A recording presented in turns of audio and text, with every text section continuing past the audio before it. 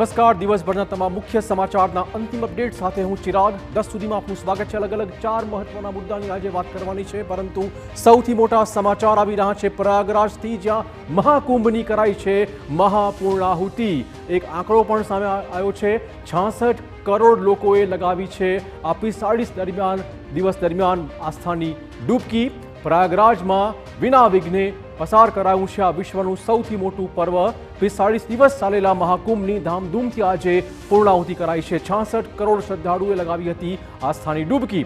આ ડૂબકી લગાવનારાઓની સંખ્યા 193 દેશની વસ્તી કરતાં પણ વધારે છે। વાયુસેનાએ કુંભના શ્રદ્ધાળુઓને આપી હતી મહાસલામી। તો આજે મહાકુંભની પૂર્ણાહુતિ થઈ ગઈ। 45 દિવસ સુધી આ મહાકુંભનું આયોજન, 66 કરોડ શ્રદ્ધાળુઓએ લગાવી આસ્થાની ડૂબકી, અને આજે અંતિમ દિવસે વાયુસેનાએ શ્રદ્ધાળુઓને આપી હતી મહાસલામી।